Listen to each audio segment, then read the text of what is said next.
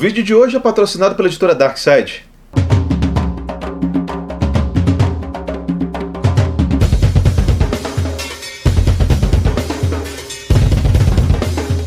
Livro de hoje é Edgar Allan Poe, O Corvo, The Raven, né? Esse poema aqui clássico do Edgar Allan Poe, talvez um dos poemas mais famosos de língua inglesa, né? Traduzido no Brasil como O Corvo, né? Embora eu ache que Raven é gralha, tenho quase certeza, porque não é The Crow, é The Raven. Mas começaram a traduzir assim e ficou assim, né? É difícil mudar essas coisas depois, né? Quer dizer, eu não tenho certeza, cara, não sou tradutor. Se alguém tiver alguma ideia aí sobre por que chama o corvo e não a gralha, talvez porque gralha é um bicho que vai gralhar de você, né? Parece que ele vai zombar. E aqui a ideia não é essa, né? Inclusive é o contrário. O Corvo é um poema de terror, né? Para quem nunca leu, aliás, se você não conhece o Corvo do Edgar Allan Poe, você está perdendo uma parte importante da história da literatura de língua inglesa do século XIX. Mas calma, que eu estou aqui para ajudar você. E a gente vai falar sobre esse poema hoje, tá? Bom, o Corvo foi escrito em 1845 pelo Edgar Allan Poe, que inovou vários gêneros aí, né? Policial, terror, poema de terror, etc. Bom, então o Corvo conta uma história, né? Por meio de uma atmosfera sombria, lúgubre e melancólica, de um eu lírico que está nos aposentos dele, lendo livros, ou escrevendo, ou se dedicando a estudos, ele diz, para tentar esquecer a perda da mulher amada, né? E não é perda de que ela foi embora, ela morreu mesmo, né? Que é a Lenore, né? E aí ele ouve um batido, que ele acha que é na porta, ele vai ver na porta, não tem nada, depois ele vê que é na janela, e daí ele abre a janela e um corvo entra e pousa em cima do busto de Palatenas. E ele, num primeiro momento, fica feliz com a visita e fala com o corvo, só que o corvo responde para ele, né? Nevermore, né? Nunca mais. E isso vai irritando ele a cada vez que ele repete isso, e ele começa a fazer outras elucubrações, e a todas essas elucubrações ele recebe a mesma resposta do corvo, e ele fica ali frustrado, e o corvo fica ali inamovível no busto, falando nunca mais, né? Como uma lembrança da morte, né? da mulher amada. Bom, aqui nessa edição a gente tem algumas gratas surpresas aqui, né? A gente principalmente tem as ilustrações do Gustave Doré, que é um ilustrador, né? Em alguma coisa contemporâneo ao Poe, que ilustrou diversos clássicos da literatura, Divina Comédia, Paraíso Perdido, a própria Bíblia, Dom Quixote, Fausto, do Goethe. Aqui a gente tem as ilustrações dele. Murilo é bem fã do Doré, vou mostrar para ele aqui, Murilo, o que você acha? Massa, né, cara? Ó, várias ilustrações inacreditáveis de Bico de Pena. Sabe quem mandava bem no Bico de Pena também, cara? Meu bisavô. Eu tinha um bisavô que... Eu venho da parte da minha mãe, assim, eu venho de uma família de artistas e pintores, etc. Então meu bisavô era mestre no negócio. É muito engraçado porque na casa da minha avó tem o quadro do meu bisavô, assim, com os quadros fodidos, assim, cara, uma rena pintada numa lua, separada, maravilhosa. Aí tem os quadros do meu avô, que são lindos também. Aí tem os quadros do meu tio desenhou mais quadrinho, fez uma parada mais cartunesca. E daí tem os meus quadros, assim, que são os piores da casa. Mas a voz tenta lá, né? O quadro do meu neto e tal. Pô, tem jeito não, cara. E eu fiz tirinha também durante um tempo, mas só pra tentar manter a fama da família, mas não deu muito certo não. Então aqui a gente tem as ilustrações do Gustave Doré, maravilhosas, né? Essas edições aqui foram publicadas, acho que na década de 60 do século XIX. Então marca aí mais ou menos uns 140 anos aí dessas ilustrações do Doré, do poema da Edgar Allan Poe. Lindas, lindas, lindas. E a gente tem também uma tradução nova em português nessa edição, que é a tradução da Márcia Luiza. Tá? A Márcia Luiza é tradutora e gerente editorial da Darkside. Então ela é doutora em literatura, fez algumas outras traduções para a editora, e aqui ela coloca a tradução nova dela, né? Só que além da tradução dela e do original, a gente também tem duas outras traduções famosas que foram feitas em português. A do Machado de Assis e a do Fernando Pessoa, né? uma em Portugal, a outra no Brasil. Eu acho que se a gente fosse falar dessas outras traduções, em comparação com a tradução da Márcia Luiz, eu acho que a gente precisaria dizer primeiro que elas são um pouco antigas e por isso mesmo soam um pouco estranhas ao ouvido do leitor moderno, né? E é ouvido mesmo, né? Isso aqui é poesia para ser lida em voz alta. Já falo sobre a forma da poesia, mas principalmente, sei lá, por exemplo, a do Fernando Pessoa, que é de 1924, ela é uma tradução feita para a prosódia do português de Portugal, né? O sotaque de lá, que eles dizem que não é sotaque, né? Quem tem sotaque é a gente. Que para eles é o português default, né? Então ele fala assim, ó, eu vou ler assim, para efeito de comparação, eu vou ler a primeira estrofe de cada uma delas, tá? Numa meia-noite agreste, quando eu lia, lento e triste, vagos curiosos tomos de ciências ancestrais, e já quase adormecia, ouvi o que parecia o som de alguém que batia levemente a meus umbrais. Uma visita, eu me disse, está batendo a meus umbrais. É só isto e nada mais. Isso é de 1924. Só que em Portugal. Então, numa meia-noite agreste, quando lia, lento e triste, vagos curiosos tomos de ciências ancestrais. Não sei fazer sotaque português, enfim, esquece. Mas... só para você ver que ela está muito ligada a esse tipo de falar, né? E a do Machado de Assis, ainda mais antiga, 1883, de certa maneira até contemporânea do Edgar Allan Poe, né? Um pouquinho, uns 40 anos depois, mas também, né? Um português do século XIX, do Rio de Janeiro, né? E certo dia, a hora, mentira, o Machado de Assis não falava, eu acho que o Machado de Assis não falava assim. Imagina, né, cara? Da meia-noite que apavora, eu caindo de sono e exausto em fadiga, né? Não, vou fazer a leitura séria agora. Em certo dia, a hora, da meia-noite que apavora, eu caindo de sono e exausto de fadiga, ao pé de muita lauda antiga, de uma velha doutrina, agora morta, ia pensando quando ouvi a porta, do meu quarto um suar devagarinho, e disse essas palavras tais: é alguém que me bate a porta de mansinho, há de ser isso e nada mais. E a tradução da Márcia, por sua vez, acaba sendo uma tradução mais acessível, né? mais democrática e mais próxima do leitor contemporâneo, né? Então aqui a gente tem essas páginas que tem as ilustrações do Gustavo Doré, a gente tem a tradução dela e aqui embaixo, original Machado de Assis e Fernando Pessoa, para que o leitor possa também compará-la, né? E aqui a tradução da Márcia Luiz, 2024, e ela diz: à meia-noite silente, enquanto lia douto e dolente, vetustos tombos de curiosos contos ancestrais, dormitava em exaustão incontida quando ouvi uma batida a soar enfraquecida à beira dos meus portais. Uma visita, murmurei, a bater em meus portais. Apenas isso e nada mais. Falando um pouquinho sobre a forma dessas traduções, eu acho que a tradução da Márcia é uma tradução que valoriza muito mais a rima do que propriamente a métrica e o ritmo, né?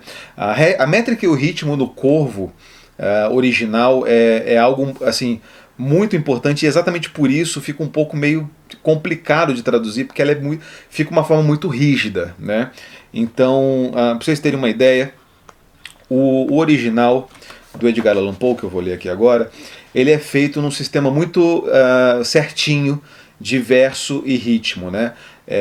O Edgar Allan Poe, para esse poema, ele usa uns versos que são chamados octanários trocaicos acatalépticos, mesclados com heptâmeros, também trocaicos catalépticos, né? E aqui ele termina com um tetâmetro trocaico acataléptico também, que é o seguinte, eu vou traduzir o que eu acabei de falar para vocês, porque senão talvez vocês fiquem boiando, tá? O octanário, ou octâmetro, né, como as pessoas falam, é um verso de 8 pares de sílabas tônicas e átonas, né? Então uma forte e uma fraca, uma forte e uma fraca, uma forte e uma fraca. Talvez vocês tenham conhecido o inverso desse ritmo, que é o iâmbico, né? O iâmbico é justamente o contrário do trocaico, né? Do que vem do troqueu, que é exatamente uma sílaba átona e uma tônica. Uma átona e uma tônica que é usada muito pelo Shakespeare, então talvez vocês conheçam mais do que o trocaico. Então ele faz o seguinte, e o acataléptico e cataléptico é o seguinte, acataléptico é que não é cataléptico, né, o A de negação. O cataléptico é o pé quebrado, né, então ele termina com um par que não tem a sílaba átona correspondente, né. E o tetâmetro são 4 pares de sílabas que também terminam com pé quebrado, né. Então, se você lê em voz alta o poema do Poe, você vai ver que é bem marcadinho o ritmo. Então, assim, 8, 7, 8, 7, 7, 4. Né? Então Once upon a midnight dreary, while I pondered weak and weary over many a quaint and curious volume of forgotten lore, while I nodded nearly napping, suddenly there we come a tapping of some sort of as of some of gently rapping at my chamber door. 'Tis some visitor I muttered, tapping at my chamber door. Only this and nothing more. Né? Então você vê que é bem marcadinho o ritmo dele. Os nossos tradutores antigos do português, eles tentaram fazer alguma coisa a respeito disso, mas assim, é realmente muito difícil, até porque em português essa coisa de pé poético não funciona muito bem. Meu amigo Rodrigo Tadeu Gonçalves, que traduziu agora as Metamorfoses do Ovídio, entende bastante disso, inclusive aprendi isso e aprendo outras muitas coisas com ele. Ele diz que ele tentou fazer uma adaptação disso que seja o pé poético no português, mas realmente alguma coisa é um pouco complicado, porque nas línguas clássicas isso tem mais a ver com sílabas longas e sílabas curtas, de uma musicalidade que não compreende na língua portuguesa. Chama pé poético, aliás, né, apenas a título de nota de rodapé, né? O pé poético ele tem esse nome porque a poesia antigamente era marcada supostamente com o pé, né? Então eu fiz aqui batendo para vocês verem o ritmo. Antigamente se fazia isso batendo o pé, então por isso chamava pé poético, tá? Então o que o Machado de Assis fez aqui, ele tentou colocar bem direitinho, cadê? Deixa eu achar aqui a tradução dele. Ele tentou fazer assim versos regulares de 8, 10 e 12 sílabas, né? Mas foi isso que ele conseguiu fazer. E foi o máximo de algum respeito à forma que ele pudesse fazer, né? O Fernando Pessoa, por sua vez, ele usa versos às vezes de 15 sílabas, que dá a entender que é como se fosse uma dupla redondilha, né? Que são duas de 7, né? Mais ou menos. Que a redondilha é maior, né? A redondilha é maior, esse metro de 7 sílabas, e a redondilha menor, 105, né? Então, perceba que essas coisas elas pegam bastante para o Edgar Allan Poe. E inclusive ele fala de tudo isso num ensaio muito clássico dele chamado Filosofia da Composição, que ele explica direitinho como é que ele criou o Corvo, né? E assim, é muito engraçado você ler esse ensaio. Ele está disponível na internet, vocês podem ir atrás, ele está de fácil acesso e gratuito. Ele faz uma super racionalização, eu acho que a posteriori, né, para falar exatamente como ele pensou em cada detalhe do negócio, mas eu acho que na verdade pode ser que ele tenha feito isso para dar uma valorizada no material, né? Então assim, o Poe ele fala primeiro que sobre a forma do poema, que ele acha superior à forma da prosa e do romance, que ele acha que o poema ele tem que ser curto, né? Porque se o poema for longo, segundo Poe, se você não puder ler ele numa sentada só, você não tem o efeito poético, né? Então se você fala assim, cara, se você for ler um poema longo que você precisa de 2 sentadas para ler, você vai ter 2 poemas, não adianta, sacou? Você não vai ter o efeito poético requerido, né? Por uma poesia longo. A gente fala aqui bastante dos nossos filmes que a gente vê, eu estava falando aqui na semana passada de filme de 3 horas e meia, de 4 horas que o pessoal está fazendo aí, que não respeita. E daí alguém comentou assim, falou assim, mas a galera também tá vendo no celular a cada 20 minutos por dia, vê que nem série, então meio que, né, deixa para lá, porque é isso. Mas na verdade, o Poe tem uma certa razão quando ele diz que esse poema, né, e é um poema relativamente curto, que você pode sentar aqui e ler ele de todo e você vai ter um efeito poético de elevação da alma, né? Que ele acha que é mais importante que a elevação do coração ou a elevação intelectual. E ele diz que para isso é preciso que tenha a temática da beleza, né? A beleza é capaz de fazer essa elevação por meio da poesia. E o tom teria que ser melancólico, porque a melancolia é a forma mais expressiva de beleza às sensibilidades mais sensíveis, né? Então, quer dizer, a beleza, quando exposta a uma percepção aguçada, só pode causar lágrimas nas pessoas. As pessoas ficam emocionadíssimas com a beleza, então é isso, a melancolia está aí, né? E aí ele pensa então no eu lírico que está ali e ele está estudando, enfim, e ele pensou assim, poxa, aonde que a beleza é mais melancólica? Primeiro, assim, aonde a melancolia é mais melancólica? Na morte. E aonde a melancolia da morte é mais bela? Na morte de uma mulher bela, obviamente. Então ele faz esse procedimento. Então foi isso que eu pensei, vou fazer esses versos, essa composição. Então tá aqui, né? A Márcia Luísa fala algumas coisas ainda interessantes, de algumas percepções sobre o caráter dual do poema, né? Ele fala que ele fala assim, a abundância de esferas intersticiais, né? Que o poema acontece à meia-noite, que é uma hora que é entre 2 dias diferentes, né? Ou se passa no mês de dezembro, que é o último mês do ano, então entre o ano passado e o ano que chega, que ele está ali quase dormindo e acorda com as batidas na porta, então é entre o sono e a vigília. Tem a porta e a janela, que são pontos de intersecção entre ambiente interno e externo, então ele está sempre lidando com essas dualidades, né? E o próprio corvo, que está ali, é o condutor das almas, por outro lado, mas está ali conversando com ele, não respondendo nada, né? Então essas são algumas percepções, mas é muito interessante que o Edgar Allan Poe, ele tinha muito essa coisa do nevermore, ele gostava dessa palavra, assim, ele gostava disso, ele começou, ele falou assim, a primeira coisa que eu preciso fazer para ter um efeito disso é ter um refrão no poema, e o refrão, para ele ser mais eficiente, ele precisa ser uma palavra só. Então uma palavra só vai ser nevermore, né? Porque aí ela pode ser repetida e a cada repetição ela muda o significado dela. Então dessa forma eu consigo fazer com que esse mesmo refrão ele ganhe diferentes tonalidades, né? E essa repetição não seja uma repetição, né? Por assim dizer. Ele achava essa palavra bonita e esse or, né? Que é uma sílaba mais escura, mais fechada, né? Era uma palavra que o Poe gostava bastante. Assim, até, não sei se vocês sabem, mas é uma coisa que o pessoal conta bastante, que uma das palavras que o Poe achava mais bonita da língua inglesa era cellar door, né? Que é porta de adega, né? Então cellar door, nevermore, são similares na sonoridade.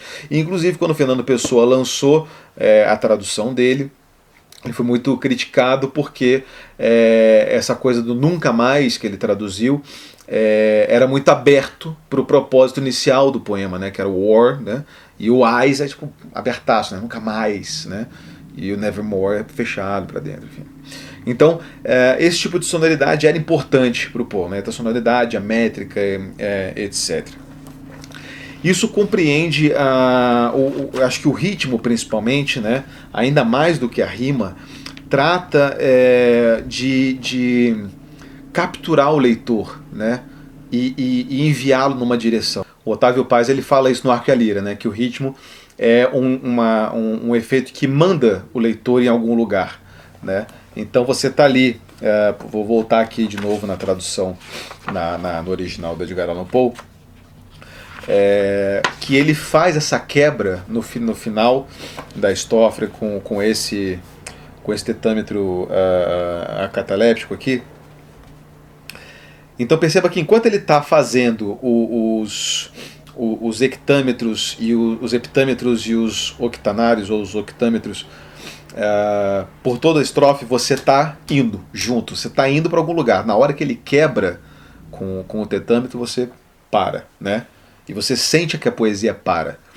Assim, distinctly I remember, it was the bleak December, and each separate dying ember walled its ghost upon the floor. Eagerly I wished the morrows, vainly I had to sought to borrow from my books a trace of sorrow, sorrow for the lost Lenore, for the rare and radiant maiden who the angels named Lenore, nameless here forevermore. Parou. E você sente uma interrupção, e essa interrupção, essa quebra de ritmo é como se fosse um fim da linha, né? E uma quebra de expectativa, né?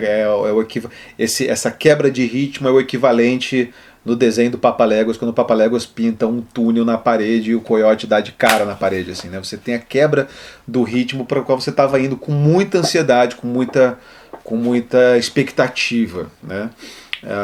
E isso configura, né, uma aura de tensão e lugubricidade, porque você está ali preso nesse ritmo e a todo momento você está encontrando beco sem saída. Então é como se você estivesse emparedado ali junto com esse eu lírico, né? Você não consegue sair. Para onde você vai, você dá de nariz no tetâmetro cataléptico aqui do Poe. Então você está emparedado com ele, tenso, e você logo parte para outra estrofe em que a coisa parece que se inflame. A cada vez que você tem isso interrompido, a sua tendência, né, pelo menos a minha tendência quanto leitor, era ler o verso, a estrofe seguinte mais rápido e ficar dando de nariz na parede, né? Enfim, to set engaging guessing but no syllables pressing for the fall whose fiery eyes now buried in my bosom's core, and this and more sat divining with my head and as reclining on the cushion's velvet lining that the lamplight gloated o'er, but whose velvet violet lining with the lamp lining gloating o'er, all shall press nevermore. Né? Então você sente que essa aura de tensão vai construindo por meio do terror. Isso é terror, galera. Isso é terror clássico, sacou? Isso é terror clássico. Os Simpsons fizeram uma vez, né, uma adaptação do Corvo. Já viu esse episódio? Massa pra caramba, né? Porque o Bart é o Corvo e o Homer é o eu lírico do poema.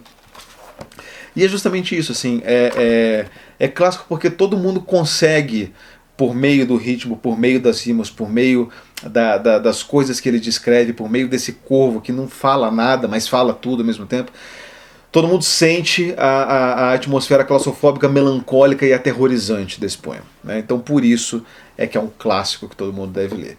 E aqui a gente tem uma edição caprichadíssima, né? Já mostrei um pouco do miolo para vocês. Além disso, essa edição conta também, além de algumas ilustrações incríveis aqui, Fernando Pessoa, Machado de Assis, algumas fotos, aqui foto do Fernando Pessoa caminhando, por exemplo, né? Ele tem uma introdução, por parte da Márcia Luiza, tem uma série de cartas inéditas ao leitor brasileiro, que são escritas pelo Poe. Cada uma delas tem um contexto aqui, então ele explica onde que tá, para quem foi a carta, em que momento que ela aconteceu, mas ela basicamente foi antes da fama do Poe por causa do Corvo, que o Corvo foi um sucesso, né, deixou ele famosérrimo, ele ganhou um jornal lá para ele escrever, e daí começou a falar mal de todo mundo, ele perdeu o jornal, perdeu a casa, enfim, deu tudo errado para ele. Mas então você consegue ver as cartas aqui, né, dele antes da fama e depois, quando ele já tinha tava na descendente já, né? E as ilustrações do Doré e facsímiles da letra do Poe, enfim, né? Aqui tá um pouquinho mais também para vocês verem, né? Então aqui a gente tem uma edição bem caprichada para os fãs aí do Edgar Allan Poe encherem os olhos, tá? Então aqui também tem uma linha do tempo do Edgar Allan Poe, tem galeria de tradutores de ilustres, né, no Brasil e no mundo. Então, um monte de gente aqui, Jorge Telles, André Botinari, Haroldo de Campos, Rubem Luchetti, Pedro Palavro, Venceslau de Queiroz, Éder da Rocha, um monte de gente aqui já se propôs a Dirce Valtryek do Amarante. Enfim, uma série de pessoas se propuseram a traduzir esse poema dificílimo de traduzir mais uma vez, né? Então parabéns aí para Darkseid, parabéns aí para Márcia, que fizeram esse livraço, e agora a bola está com vocês, né? Vamos conversar sobre O Corvo de Edgar Allan Poe, beleza? Isso aí, galera, se inscrevam no canal, sempre ajuda a gente lá no Catarse, assina o canal, continue assinando o canal, deixe seu comentário aqui, um joinha nesse vídeo, e é isso. Um abraço e tchau.